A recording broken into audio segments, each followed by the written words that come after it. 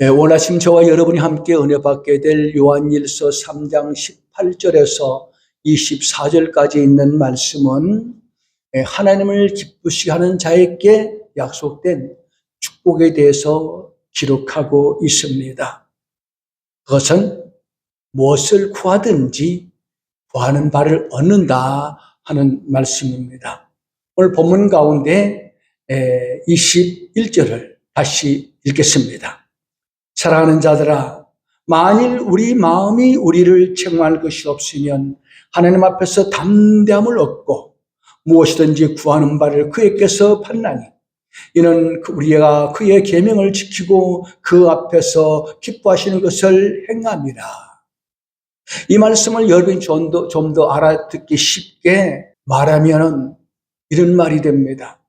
우리가 우리 하나님 앞에서 하나님이 기뻐하시는 일을 행하면 하나님 앞에 우리가 떳떳이 설 수가 있고 이런 마음으로 무엇을 구하든지 응답받을 수가 있다 하는 그런 말이 됩니다. 그래서 오늘 아침에는 우리가 어떻게 하면 하나님 기쁘시게 드릴 수 있는가, 그리고 저와 여러분이 또 하나님이 기뻐하시는 일을 행하심으로 그야말로 말씀대로 무엇을 구하든지 다 응답받는 그런 복된 사람이 되기를 바라면서 말씀을 전하려고 합니다. 우리가 하나님을 기쁘시게 드리기 위해서는 첫째는 우리 마음이 우리를 책망할 것이 없어야 된다라고 말씀하고 있습니다. 사실 이 말씀 앞에 떳떳할 사람은 아무도 없습니다.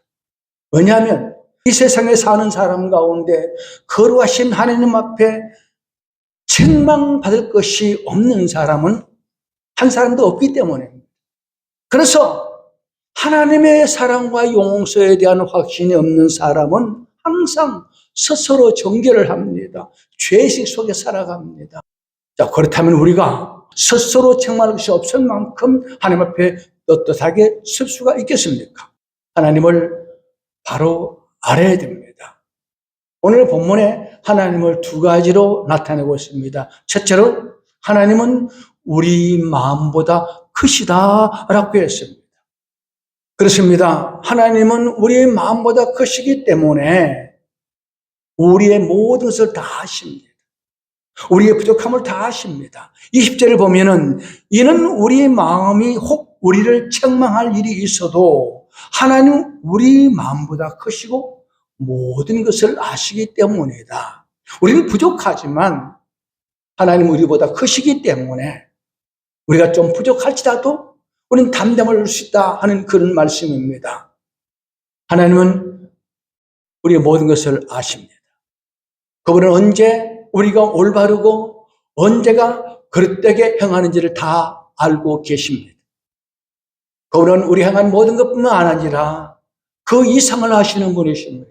심지어 우리 마음의 생각까지도 하신다라고 그렇게 말씀하셨습니다.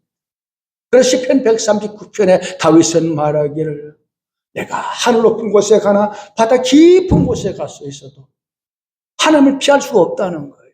거기도 하나님 계신다는 거. 앉고 일어서고 말하고 생각하는 거 다 하신다는 말이에요. 그리고 우리가 하나님은 어떤 상황에 처하면은 또 어떻게 행할 것인가도 알고 계세요. 실제로 하나님은 아담과 하와가 뱀의 유혹을 받아서 불순종함으로 타락할 것까지도 아셨습니다. 그리고 하나님이 예견하신 대로 실제로 아담과 하와는 뱀의 유혹을 받아서 범죄했습니다. 그리고 범죄한 아담이 하나님의 낯을 피하여 나무 뒤에 숨었을 때 하나님이 찾아오셨어요. 무슨 말입니까? 죄 지은 사람은 하나님 앞에 숨길 수가 없다는 그런 말입니다.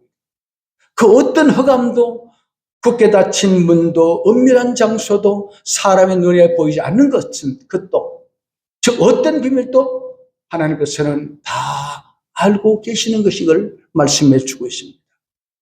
우리가 지금까지 잘못한 거 우리는 잊어버렸지만 주님 다 아신단 말이에요. 그리고 우리가 잘못했을 때 죄의식을 느끼고 양심의 가치까지도 주님은 알고 계십니다. 그래서 우리가 잘못하면 불순종하면 죄를 범하면은 하나님이 우리 양심을 통해서 책망하십니다. 그러나 또 우리가 알아야 될 것은 하나님은 사랑이십니다. 하나님 왜 우리를 책망하십니까? 보라기 위해 책망하신 게 아니에요. 회개해서 담대함을 얻고 마음의 평화를 누리도록 하나님 앞에 담대히 설 수 있는 사람 되도록 책망하시는 것입니다. 그런가 하면 하나님은 우리가 죄의식에서 벗어날 수 있는 길도 다 준비해 놓았어요. 그분은 창세전에 이미 우리 인간이 범죄하고 타락해서 아시고 창세전에 여러분을 저를 다 구원하기로 예정해 놓으셨어요. 그리고 하나님은 우리를 죄에서 구원하시기 위해서 이미 창세전에 성자 예수님, 하나님의 아들 예수 그리스도를 이 땅에 보내실 것이다. 아직도 계획하셨습니다. 그래서 아담이 범죄한 후에 하나님이 낯을 피하여 숨었을 때 하나님이 찾아오셔서 뭐라고 말씀하십니까? 먼저 그들의 죄가 잘못한 것을 지적해 줍니다. 이 죄 때문에 너희는 하나님과 관계가 단절되었고 사망이 왔다라고 평생 땅에 살면서 수고하고 땀 흘려 고생해서 떡을 먹고 살 것이라고 말씀하신 후에 하나님이 예비하신 구원의 길을 제시해 주십니다. 그것은 장차 여자의 후손에서 내가 그리스도를 보낼 것이다.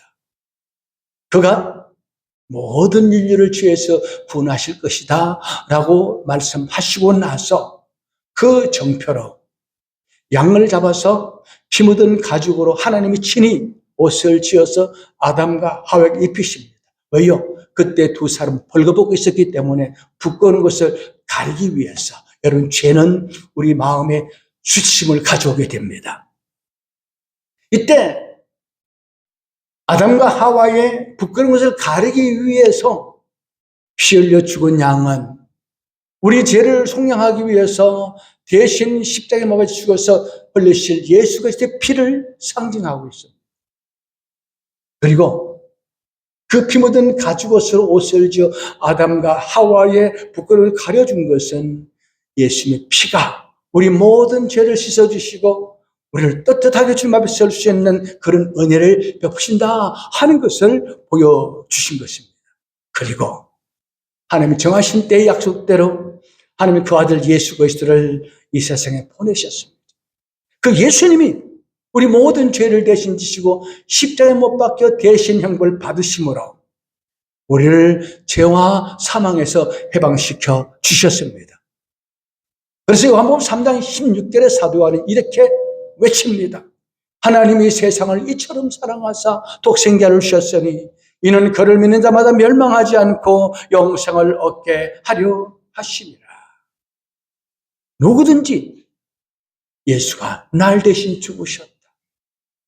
예수님이 나를 구원하셔서 대신 형벌을 받으셨다는 사실을 믿음으로 받아들이기만 하면은 우리를 죄의식과 정죄에서 해방시켜 주시고 자유를 누리게 하십니다. 하나님의 자녀의 권세를 주십니다. 그리고 하나님 보좌 앞에 담대히 나갈 수 있도록 은혜를 베풀어 주시는 것입니다. 그러므로 우리가 우리 마음에 책망할 일이 없고 담대하게 떳떳하게 하나님 앞에 나갈 수 있기 위해서는 어떻게 한다고요? 하나님의 사랑과 용서를 확신하라는 말이에요. 그런데 문제는 우리는 죄 사함을 구원 받았는데 자꾸 죄를 짓습니다. 죄를 지으면은 또 죄의식에 괴로워합니다. 오래전에 우리 교회에 출석하다가 지금은 목사가 된 분이 있는데 다음 주에 성찬식을 행하는데 토요일 날 저를 찾아왔습니다. 목사님, 저 내일 성찬 예식에 떡과 잔을 받지 못하겠습니다.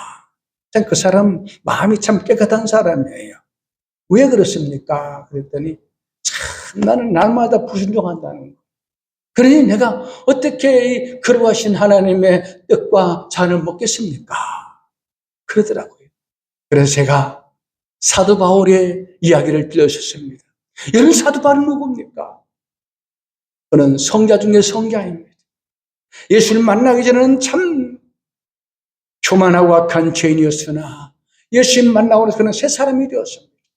근데 말이죠, 바울도 자기 마음속에 자기 내면에 타락한 죄의 본성이 있다는 것을 보았습니다. 그는 마음으로는 선을 행하기를 원하는데 자꾸 악을 향하는 자기를 보게 됩니다. 자신이 얼마나 실망했습니까? 그래서 오라 나는 공고한 사람이다. 누가 사망에 벌써 나를 구원하랴 탄식했어요. 그 거룩한 다윗도.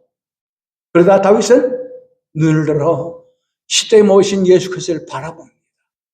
그리고 그는 이렇게 선언합니다.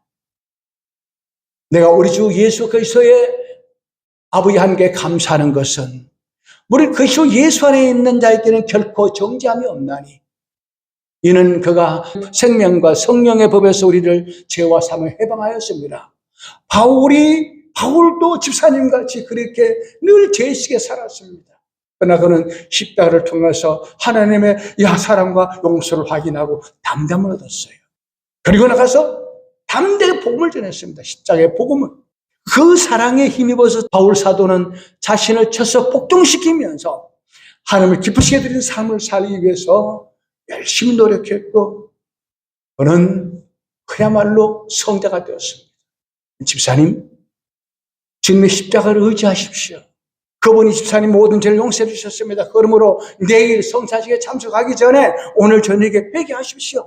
그러면 하나님은 받아주십니다. 그러니까 그 집사님이 마음에 담담을 얻고 기뻐하며 자유를 얻는 것을 제가 보았습니다. 그럼 여러분 다 죄 지어요. 과거에 지난 한 주간 동안 주의 뜻대로 100% 산 사람이 있습니까? 이 입술로 남을 비난하고 흉보고 미워하고 악한 생각하고 얼마나 많은 죄를 범했습니까? 그러할지라도 이사야가 하나님을 만나고 나서 아이고 하나님이여 나는 입술이 부족한 사람입니다. 나 죽었습니다. 라고 회개할 때에 그 입술을 정하게 하시던 것처럼 오늘 아침 우리가 예배 시작하면 하나님 회개한 모든 죄 용서해 주신 줄 믿으시고 주님의 사랑을 확신하시고 담대한 마음으로 오늘도 주님 만나시기 바랍니다. 두려워하지 마세요. 두 번째로 하나님의 계명을 지키는 사람을 기뻐하신다 그랬습니다. 여러분 어떤 아이가 그 아버지에게 불순종한다면 그 아이는 아버지의 마음을 노하게 합니다. 속이 탑니다. 화가 납니다. 아이가 아버지를 기쁘게 해줄 수 있는 유일한 길은 아버지에게 순종하는 것입니다. 하나님도 마찬가지입니다. 우리가 하나님을 기쁘시게 되기를 원한다면 우리는 하나님께 순종해야 됩니다. 그리고 또 다른 한 가지 주목하시기 바랍니다. 만일 아이가 불순종한다면 그 아버지가 그 아이에게 상을 줄 수 있겠습니까? 없습니다. 아버지는 아이에게 요구하는 것이 무엇입니까? 순종하라는 거죠. 말 좀 들으라는 거예요. 우리 하나님 아버지도 마찬가지입니다. 성도들 가운데는 어렵게 되는 것은 행위로 말미암지 않고 오직 믿음으로 어렵게 되고 오직 믿음으로 구원받는 이 복음 진리를 지나치게 확신하기 때문에 지나치다는 말은 이제는 죄를 지어도 괜찮다는 잘못된 생각에 빠진다는 말이에요. 믿음은 구원받았으니까 어차피 난 천국 가네.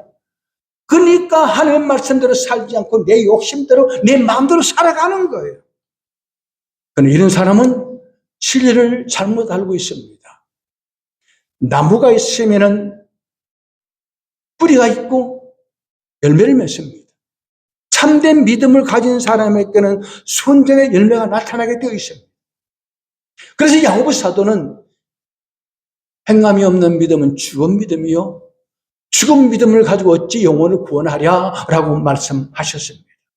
그래서 우리가 하나님 앞에 기도해도 응답받지 못하는 것은 두 가지 이유 때문입니다. 첫째는 정욕으로 세우고 잘못 구하기 때문이고 두 번째는 하나님 말씀에 불순종하기 때문입니다. 예수께서 말씀하셨죠? 구하라 주실 것이요 찾으라 찾을 것이요 두드려 열릴 것이다. 근데 내가 얻고자 하거든 먼저 대접하라. 하나님 앞에 응답받으려면 먼저 하나님을 하나님답게 대접하라는 거예요. 하나님을 대접하는 게 뭡니까? 그분의 말씀 마음에 순종하는 거예요. 그리 불성실함과 불순종 때문에 하나님이 기뻐하지 못합니다. 그리고 기도도 응답받지 못하는 거예요. 여러분, 이 12절 보시기 바랍니다. 이것은 성경에 나타난 위대한 구절입니다. 다 같이 한번 보실까요? 시작. 무엇이든지 구하는 바를 그에게서 받나니 이는 우리가 그의 계명을 지키고 그 앞에서 기뻐하시는 것을 행함이라. 보면 오직 한 가지, 하나님께 순종한다면 우리가 무엇이든지 구할 수 있다 하는 것을 말해주고 있습니다. 그러므로 우리는 하나님을 기쁘시게 드리기 위해서는 그분의 계명을 지켜야 됩니다. 하나님의 계명을 지키면 두 가지 놀라운 축복이 따라옵니다. 첫째는 우리가 깨끗한 심령과 담대한 마음을 얻게 됩니다. 사람이 살아가면서 깨끗한 심령을 가지고 담대한 마음을 가지는 만큼 큰 선물이 없습니다.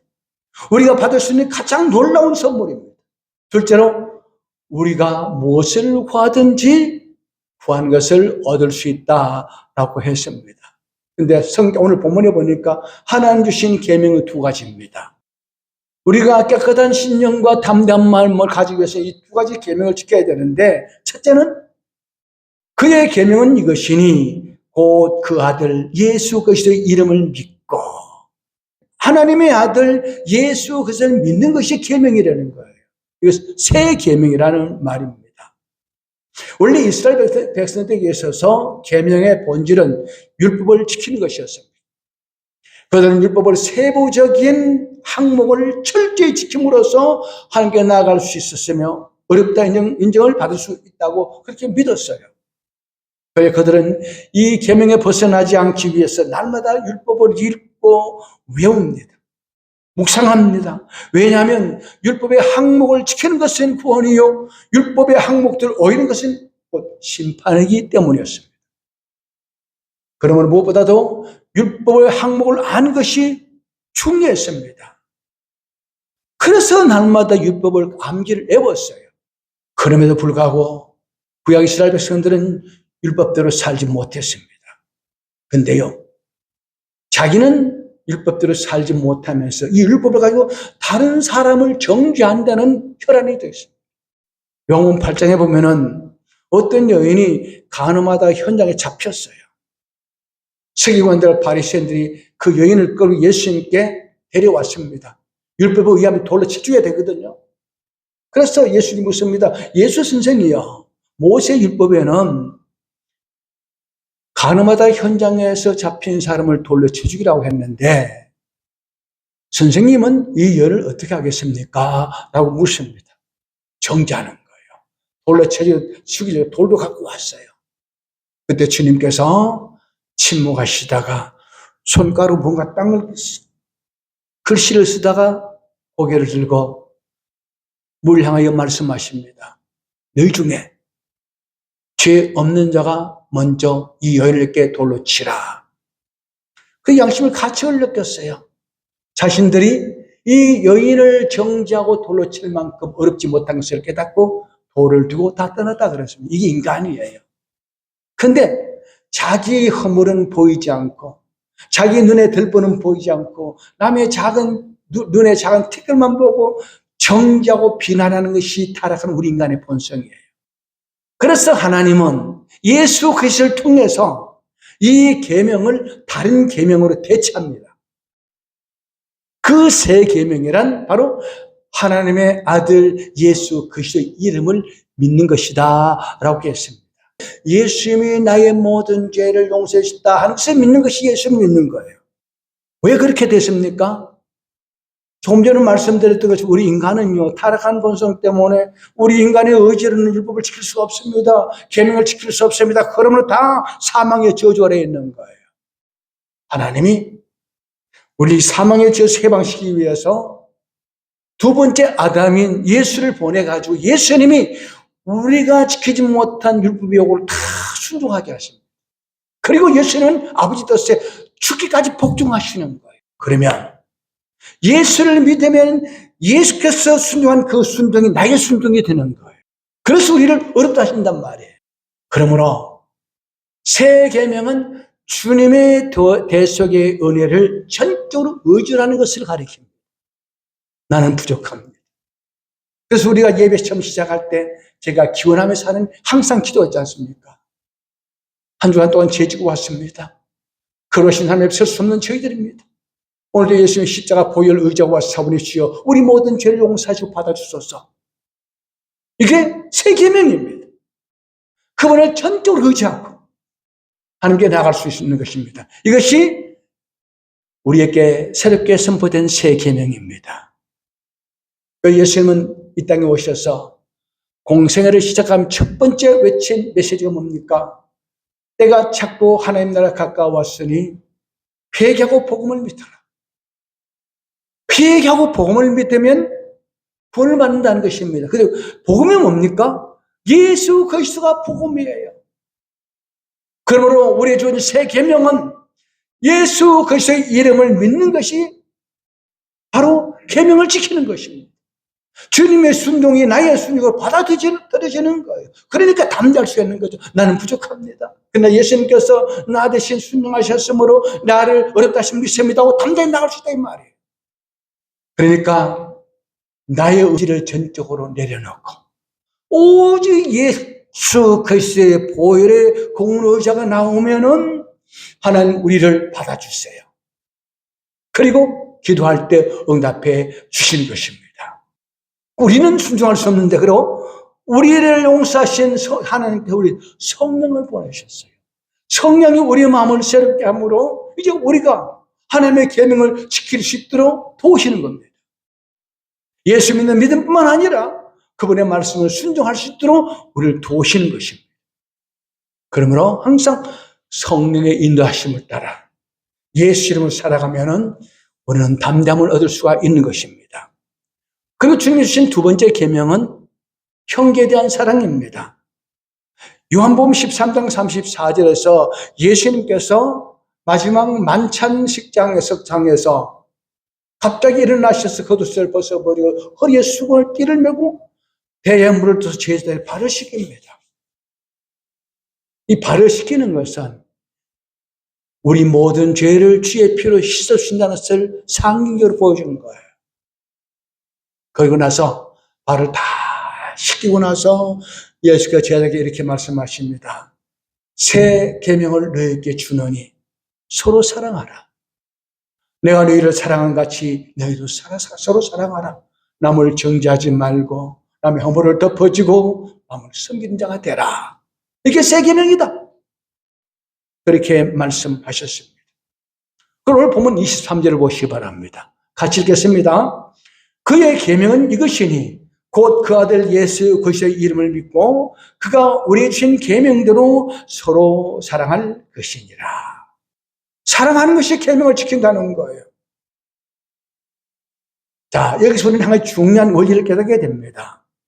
우리가 예수 그리스도의 용서를, 사랑을 전적으로 신뢰할 때 그 사랑이 우리 안에 다시 형제를 사랑할 수 있도록 이끌어 간단 말입니다. 왜요?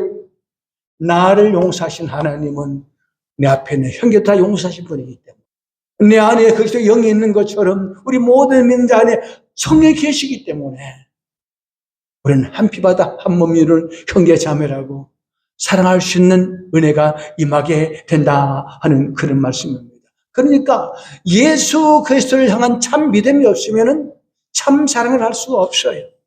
그러나 예수 그리스도를 믿을 때, 그 사랑을 깨달을 때 그 사랑이 우리를 강권하여서 하나님을 사랑하게 되고 형제를 사랑할 수 있도록 이끌어 가시는 것입니다.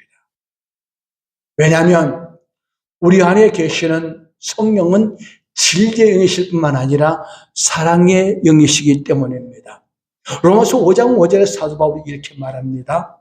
소망이 우리를 부끄럽게 하지 아니하면 우리에게 주신 성령으로 말미암아 하나님의 사랑이 우리 마음에 부음받아 성령을 부었다는 말은 하나님의 사랑을 부었다는 말이에요.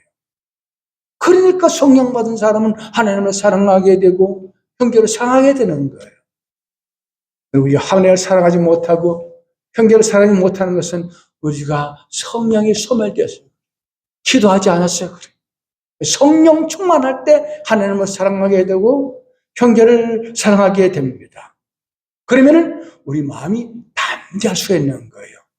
앞에 있는 18절, 19절 말씀을 보면은 자녀들아, 우리가 말과 혀로만 사랑하지 말고 행함과 진심함으로 하자. 이로써 우리가 진리에 속한 줄 알고 또 우리의 마음을 주 앞에서 굳게 하리니.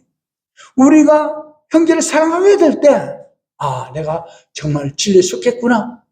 예수에 속했구나서 확신하게 될 것이고 주 앞에 굳게 설 수 있다. 마지막 24절입니다. 그의 계명을 지키는 자는 주 안에 거하고 주는 그의 안에 거하시나니 우리에게 주신 성령으로 말미암아 그가 우리 안에 거하신 줄 우리가 아느니라. 내가 성령 받은 자 어떻게 아는가? 예수를 믿게 되고 하나님을 사랑하게 되고 형제를 사랑할 때 내 안에 성령이 계시는구나 확신할 수가 있다. 그런데 여러분 성도들도요. 거듭났지만 자꾸 시기 질투하고 미워하는 사람은 악한 영이 틈타고 있어요. 사탄은 미움의 영이요 시기의 영입니다. 저주의 영입니다. 사탄의 영은 거짓말하는 영입니다. 이 악한 영의 지배를 받으면 예수 믿는 사람도요 늘 거짓말합니다. 거짓 맹세합니다. 그 예수님께서 바리새인들 보고 너희 아버지는 거짓의 아비 사탄이다. 다시 한번 21절에서 왜 사도 요한이 우리 마음에 책망할 일이 없으면 하나님 앞에 담담을 얻고 무엇이든지 구한 바를 받느냐고 말씀하시는지 그 의미를 깨닫게 됩니다. 어떻게 우리가 그러신 하나님 앞에 담대히 나갈 수 있습니까? 하나님을 기쁘시게 드려야 된다는 거예요. 어떻게? 하나님을 알아야 되는 거예요. 하나님은 우리 마음보다 크시기 때문에 나의 모든 것을 아신다. 감추지 말아야 됩니다. 죄 짓고 감추지 말아야 됩니다. 그리고 하나님의 사랑을 우리가 확신하고 그분 앞에 자복하고 회개하면 우리 마음에 평안을 주시고 담담을 주십니다. 그리고 예수 그리스도의 이름을 믿고 형제를 사랑할 때 우리를 담대하게 하십니다. 아무리 잘못인 많이 범해도 숨기지 않고 자복하면 주님은 그 자리 즉각적으로 용서해 주십니다. 요한일서 1장 9절에 보니까 만일 우리가 우리 죄를 자복하면 그는 미쁘시고 의로우사 우리 죄를 사하시며 우리를 모든 불의에서 깨끗하게 하실 것이요 라고 했습니다. 다윗이 죄를 범하고 아무도 본 사람이 없기 때문에 다 숨겼습니다. 기침이 떼고 있었습니다. 하나님이 다윗을 너무너무 사랑합니다. 그래서 다윗의 마음에 계속 책망하니까 10편 30편을 보니까 주의 손이 주랴로 나를 짓누름으로 너무 괴로웠다. 그래도 회개하지 않는 거예요. 그래서 하나님은 나단 선자를 다윗에게 보냅니다. 마지막으로. 근데요, 참 나단 선자는 지혜로운 선자입니다. 다윗에게 직설적으로 왜 다윗이 왕이 그런 죄를 범했습니까? 그러면은 사람이요, 자기 잘못을 인정하지 못하고 오히려 화를 내거든요. 왕이 무슨 짓을 할지 모르니까 하나님이 나단에게 참 다윗을 조심스럽게 다룹니다. 왕이요, 이 마을에 말이죠. 어떤 곳에 부잣집과 가난한 과부가 있는데요. 부잣집에는 양떼와 소떼가 많았고 가난한 과부한테는 양이 한 마리 있었어요. 근데 어느 날 부잣집에 손님이 왔어요. 그럼 부자가 자기 집에는 많은 양떼 가운데 한 마리를 잡아 손님을 대접하는 것이 아니고 그 힘없고 가난한 과부집에 양을 빼앗아가지고 손님을 대접했답니다. 다윗이 그 말을 경로합니다. 어떤 놈이냐? 쳐 죽일 놈이라고. 그때 나단이 당신이 그 사람이에요. 무슨 말을 합니까? 우리 남을 비난하고 정죄하는 그게 바로 나라는 말이에요. 그래서 다윗은 그 자리에 꼬꼬리 잡혔어요. 내가 주께 범죄하였나이다. 1분도 안 지나고 즉각적으로 나단이 말합니다. 하나님이 당신의 죄를 용서해 주셨습니다. 회개할 때 바로 용서하십니다. 그러므로 우리는 연약하기 때문에 죄를 짓습니다. 첫째는 하나님이 나를 사랑하시고 내 죄를 용서하셨다는 것을 확신하고 그래도 죄를 범할 때는 주님 앞에 회개하십시오. 회개하면 덮어주시고 용서해 주시고, 그 용서를 받은 사람은 감사하게 되고 사랑하게 되고 부족한 형제를 정죄하지 않고 오히려 위로해주고 격려해주고 사랑하게 되는 것이죠. 24절 다시 읽겠습니다. 그의 계명을 지키는 자는 주 안에 거하고 주는 그의 그 안에 거하나니 우리의 주신 성령으로 말미암아 그가 우리 안에 거하신 줄 우리가 확신하는지라. 여러분, 하나님의 사랑받은 사람들입니다. 아버지는요, 자식이 아무리 잘못해도 1000번이고 10,000번이고 아빠 잘못해서 그럼 다 용서해버리는 것입니다. 우리 하나님 그렇습니다. 하나님, 우리가 죄의식 속에서, 정죄의식 속에서 희주고 낙심하고 하나님 앞에 나오기 부끄럽고 두렵고 하는 그런 마음 갖기를 원치 않습니다. 다 용서해 주었다. 믿어라. 예수 이름을 믿어라. 그리고 사랑하라. 사랑이 많은 사람은 죄 안 짓습니다. 이해하고 용서하고, 사랑하지 않으니까 입술로 정죄하고 비난하고 흉보고 막 그러는 거예요. 우리 하나님을 사랑하시기 바랍니다. 예수 그리스도 이름을 굳게 붙드시고 형제를 사랑하고 섬깁시다. 그러면 우리가 담담을 얻고 아버지께 무엇을 구하든지 응답해 주실 것입니다. 이 귀한 축복이 오늘 여러분에게 임하게 되기를 주의 이름으로 축복합니다.